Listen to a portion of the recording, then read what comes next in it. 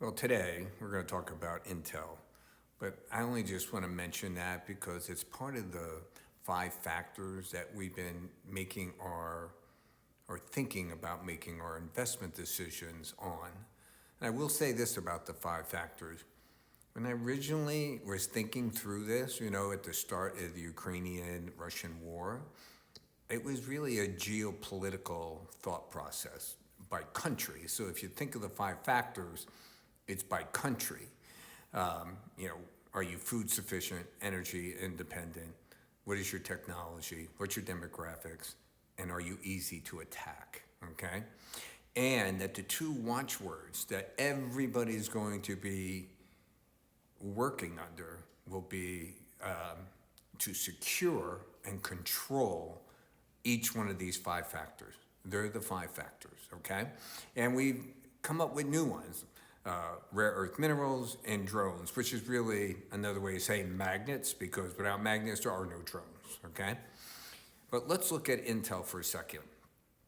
I posted on, or pinned on TikTok, 3 previous videos starting a year and a half ago, whatever it was, saying that Intel, someday, the government will take a stake in them, and then a consortium will form of 5 to 7 companies that will invest into Intel because they have to. And the reason they have to is Intel needs $50 billion to build out the fab plant to where it needs so we can build our own chips.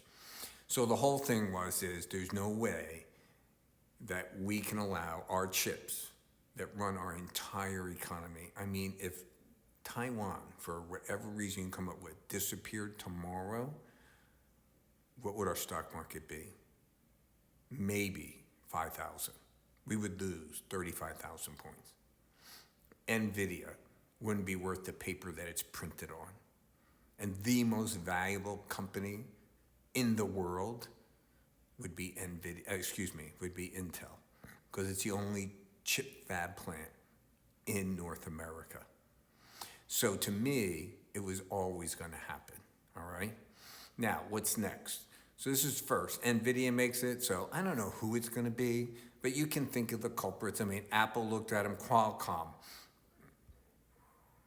Nvidia, AMD. I wouldn't be surprised if BlackRock puts money into this. So what we're faced with here is that we're really still at the beginning. The next 3 or 4 months, I don't know how long it's going to take. I'm guessing, I'm giving myself some time for the other companies to come on board and put up whatever the money they're going to put up. But remember the number, $50 billion. So the stock this morning, when I got texted like 6:30 this morning saying, look at Intel, was like 32 something. I think it's like 30 and a half right now. And they're going to co-develop data center and PC chips. And look, people are already talking about this. What I want to say to people is, we have been saying that we're ending the old world, which I call the Great Central Bank ERA, not ERR, okay? ERA, all right? Error, okay? And that ended in 2019 for a variety of reasons, okay? I picked 2019, pick your date, 2008, I don't care, all right? So, in this new era, so all the things I've been seeing on social media has been about isms.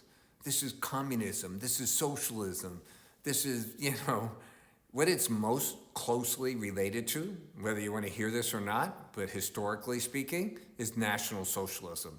They believe the government is involved with the companies and they direct the companies what to do and they make all these deals with the companies, okay? So that's National Socialism.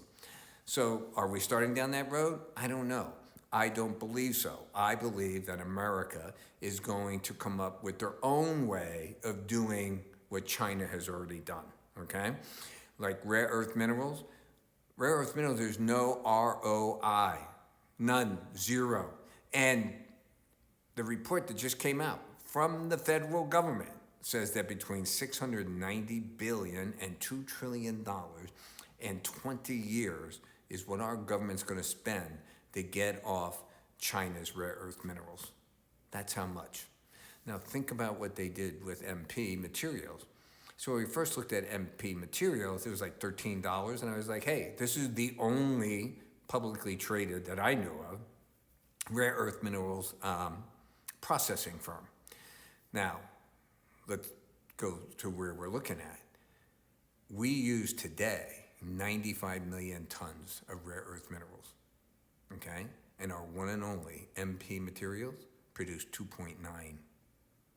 The rest we get from China, all right? So, and by the way, we need REM for solar and everything and EVs. And think about it, we have a government trying to kill them, all right? And yet, you know, if we were really moving in these areas, how many tons would we need? 110, 120 tons? I have no idea, okay? So, we're at the beginning, not at the end. As we said, if someone can come up with something and you think it's going to be resolved in 6 months, that's a trade. If someone says something and you figure out it can't be solved for 5 to 20 years, that's an investment, all right? Now, these 5 factors are coming everywhere, all right? So look what just happened. Israel attacks Qatar, which is our ally who we give our protection to, okay? So this freaks out the Middle East. Within days, they have 52 countries meeting.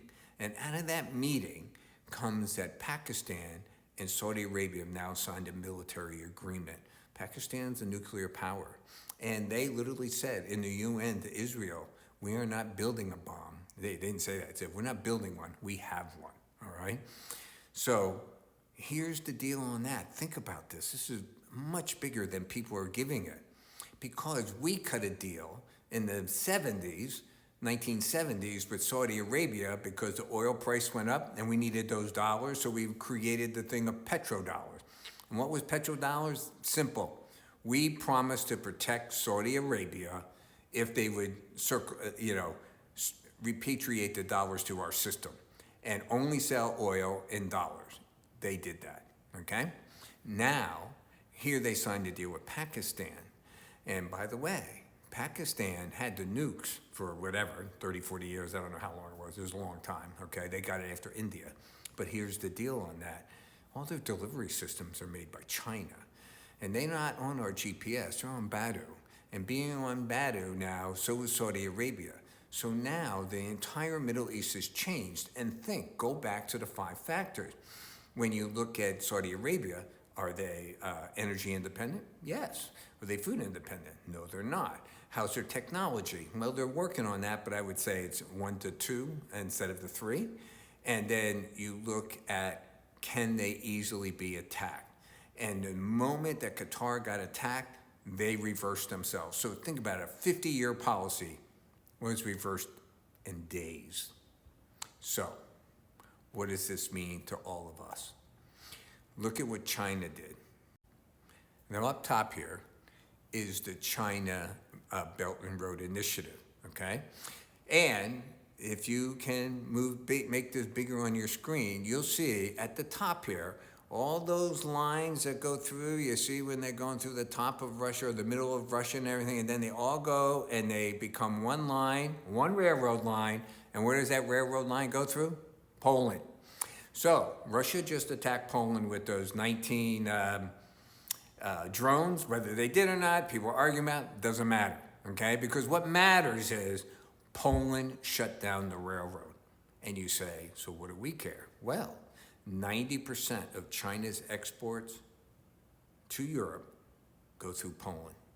And now it's going to cost them 30% more and 30% more time to send them another way. This is why the 5 factors are, when countries make mistakes, like I think we made with Qatar and what Russia made, they're saying to China, you're supporting Russia, you can't export through us.